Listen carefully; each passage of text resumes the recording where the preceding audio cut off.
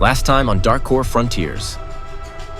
Nex finds himself caught between warring factions as the Space Authority arrives to confront the hijackers.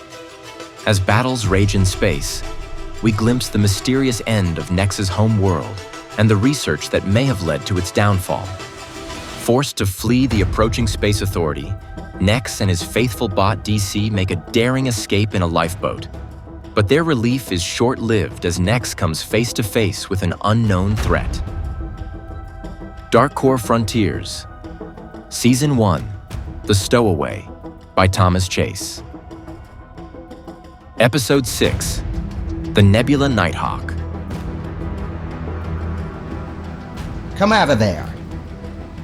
Nex grabbed his backpack and scrambled out of his seat, legs wobbling from the gravity change. DC followed him.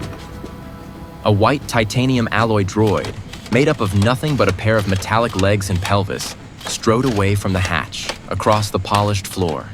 Its movement was oddly graceful, each actuator's micro-adjuster maintaining perfect balance. Nex blinked against the floodlights trained on him as he stepped through the hatch. He took a trembling step forward. The backpack. Be so good as to leave it on the floor. Nex let it fall. Raising his hands in the air, he turned to face the speaker. The voice came from behind the docking control interface.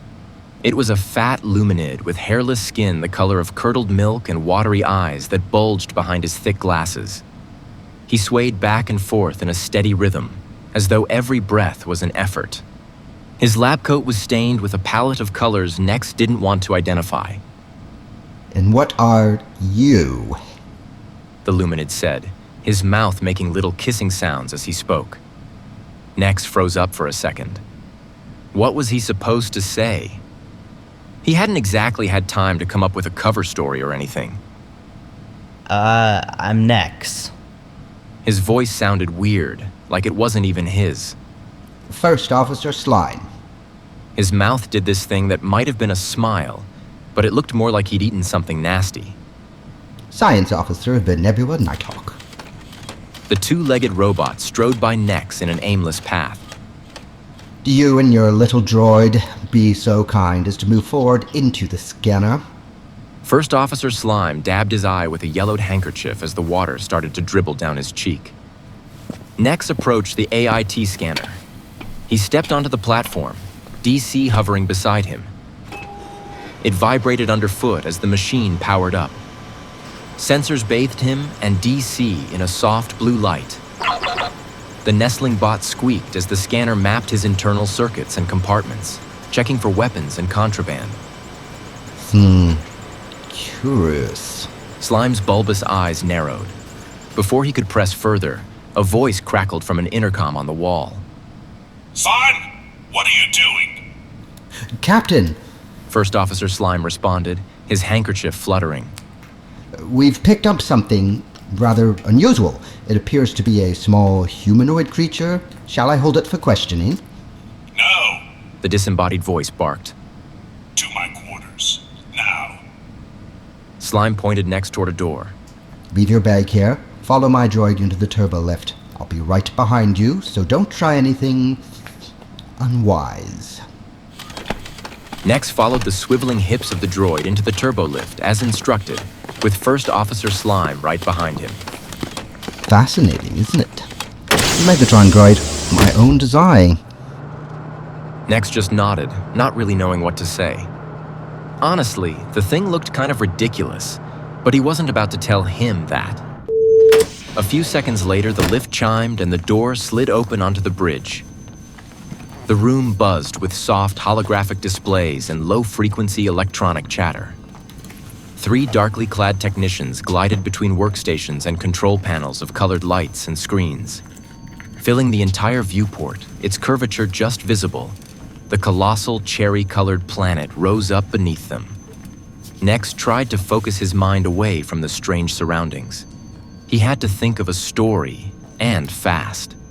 If they figured out he'd snuck on board illegally, he'd be in deep trouble. The Space Authority didn't mess around with repeat offenders. They'd probably send him off to a penal colony somewhere for the rest of his life. Or worse. He followed Legatron across the room, DC moving silently beside him. They stopped in front of an ornate door to the side of the bridge, out of place with the design of the rest of the ship. Slime pressed his palm against a scanner, and the door slid open with a soft whoosh. Moving into the captain's darkly lit quarters was like stepping into another world. The walls were decorated with tapestries showing epic battles and mythical beasts. Thick furs carpeted the metal floor, muffling footsteps and lending a soft quiet to the room. An oak desk sat in the center, its surface inlaid with patterns of rare metals. Behind the desk sat a throne, a monstrous construction of salvaged starship parts and handcrafted woodwork.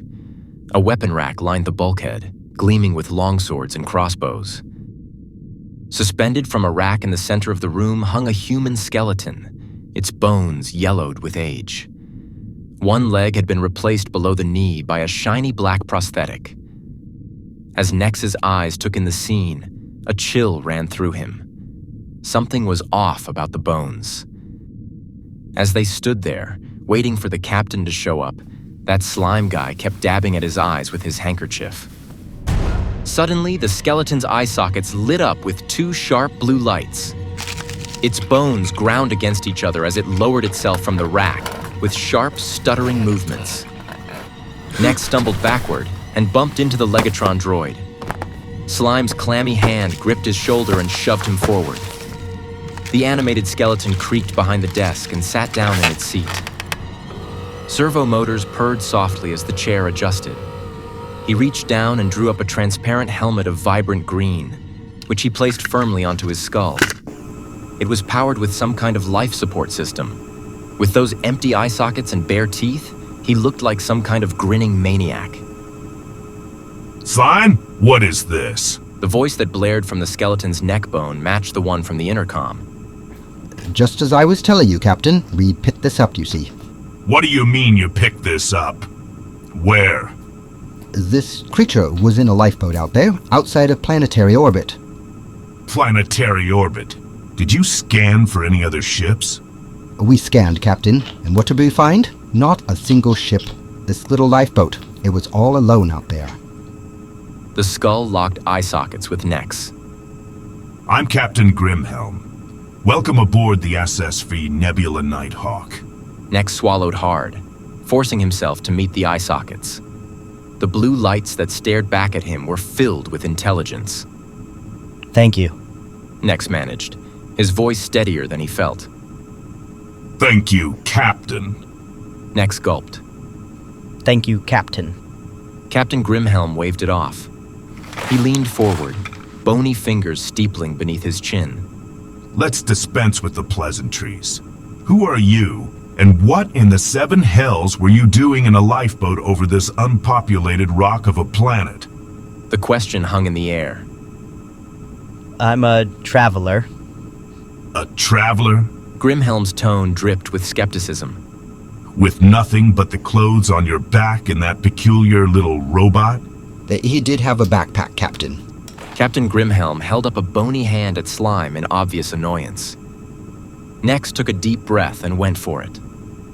My father was a colonist on the Starship Odyssey, Captain. We got knocked out of hyperspace, some kind of problem. I barely got out before the whole ship blew up. He'd used this story before. The Odyssey was a real ship, and he knew it would show up in the Space Authority records. It was one of the first large-scale ships he had ever stowed away on, and now it was probably either junked or stuck in some backwater system. They wouldn't get much from examining the lifeboat.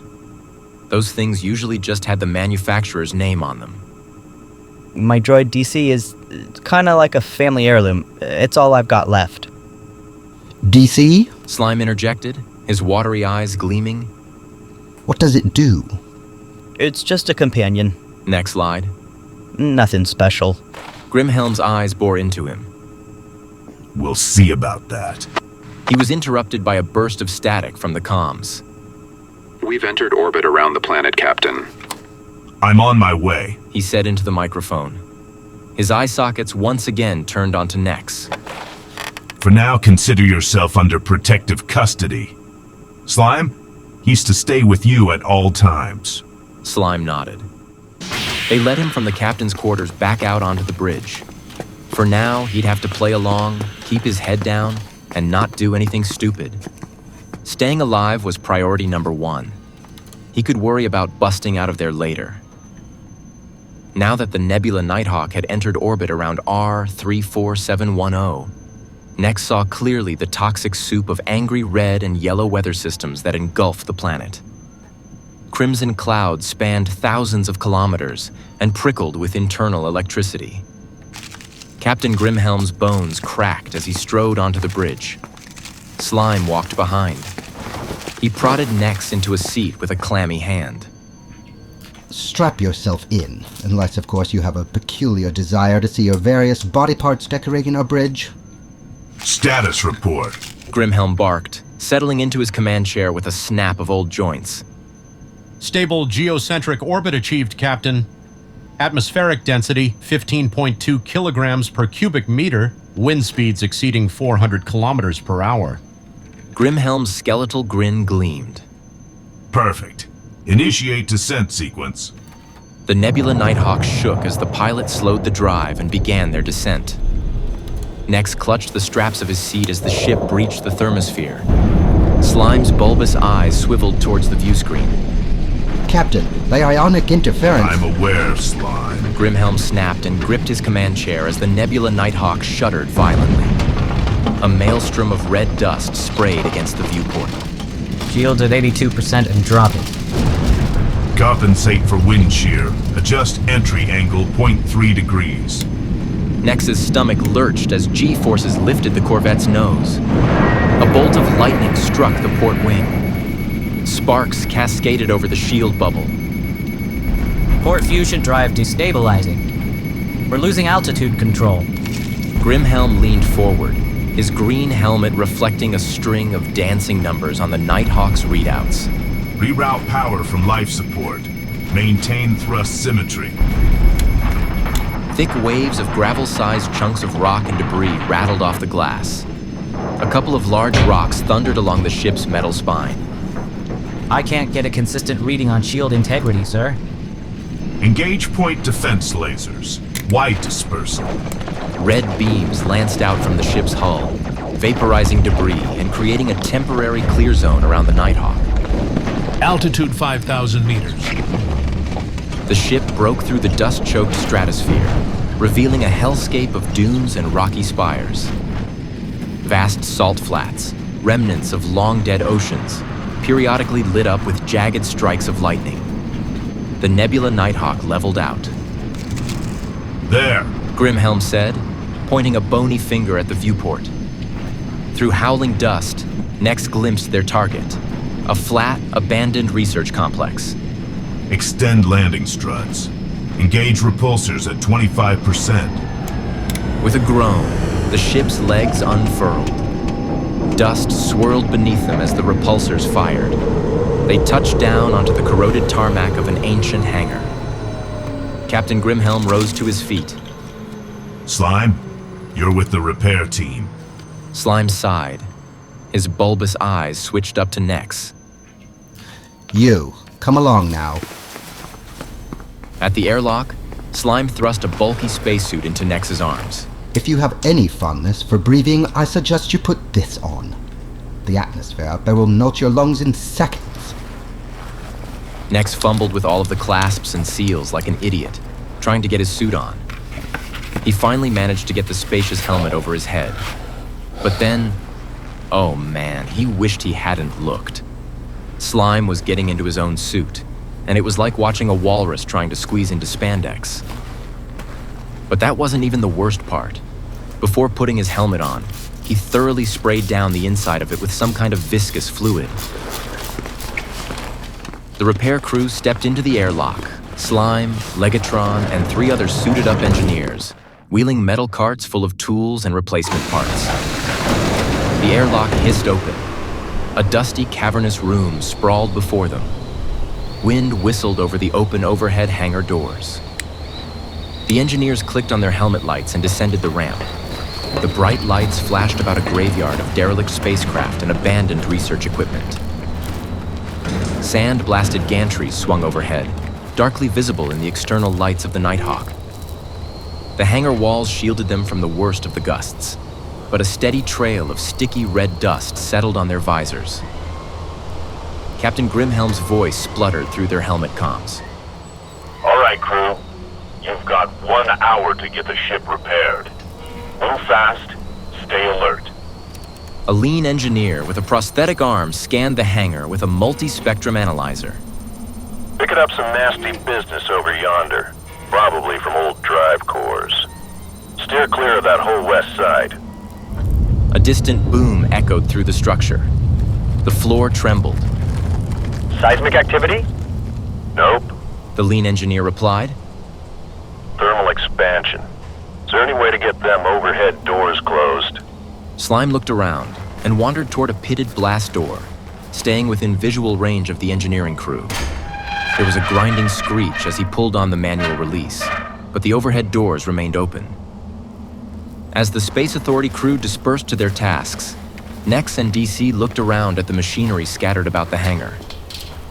Some of it bore markings similar to Zranian script, but far older. Most of it looked unserviceable. It was possible he could have done something with the machinery given time, but his chances of surviving this planet with only the supplies in his lifeboat would have been pretty grim. Even though he was in the clutches of the Space Authority now, it could have been much worse if he hadn't been picked up. Hey, you! Squirt! A gruff voice called over Nex's comm. He turned to see the lean engineer approaching. Make yourself useful, eh? Hold this. A huge stack of coolant lines was thrust into his arms. The engineer switched on flood lamps and pointed them up at the underside of the Nighthawk. Nex could see the scarred metal paneling and drive wells streaked with scorch marks. Name's Thorn, but they call me Ironclaw. He grunted, his robotic forearm suddenly clamping onto an access rung with a clang that made Nex jump. You the stray they picked up? Hope you ain't expecting no 5-star accommodations. Nex nodded. I'm Nex. His fingers ran over the charred innards of the fusion reactor. These sifters are burned out. Yeah? What'd you learn about sifters? Nex shrugged. Here and there. Ironclaw's robotic arm twitched. Here and there, huh? Nex quickly changed the subject. That arm, it's pretty impressive. Yeah, fix it up after the accident. Ain't pretty, but she gets the job done. Just like yours truly. He was curious now. What happened? Ironclaw's eyes narrowed. A mining drone. Blew up on me. I was about your age, I guess. Nasty business, that. They were both quiet for a bit. He could feel Ironclaw staring at him. You're not just some random drifter, are you? Nex's hand slipped, dropping the coolant lines. Smooth, Nex. Nice going. Thought so. You got that look about you. Like you've seen more than you're letting on. Nex couldn't look at him. This guy was figuring him out way too fast. Ironclaw barked a laugh. Okay, suit yourself. But remember... His robotic arm flexed. On this ship, everyone's got secrets. And some are deadlier than others. Nex nodded. What the glitch did that mean? But then this whole ship was weird. Even discounting the fact that the captain was a cyborg skeleton.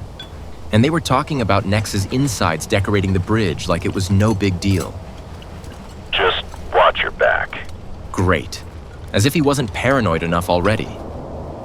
As the repair work neared completion, the winds picked up, singing through old chains and cabling.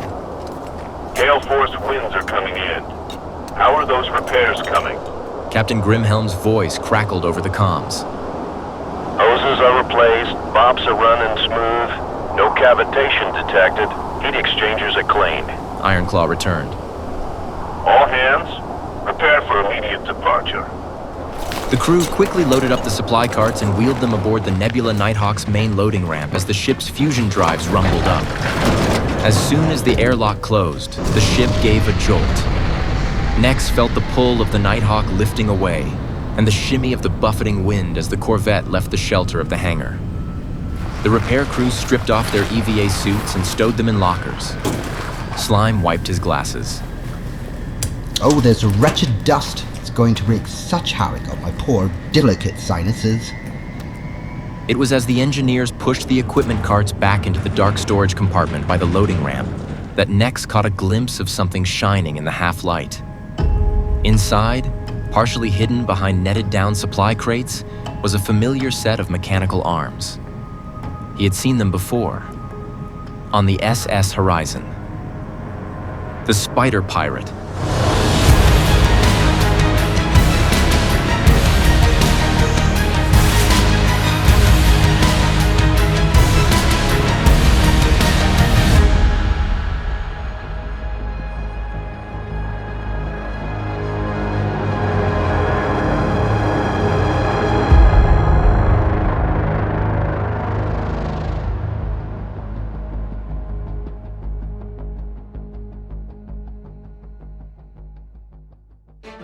You've been listening to Darkcore Frontiers. If you enjoyed the story, be sure to subscribe to our YouTube channel, Wondrous Legends. And if you like this production, you can help us make Season 2 by supporting us on Patreon at patreon.com/wondrouslegends. Thank you for listening.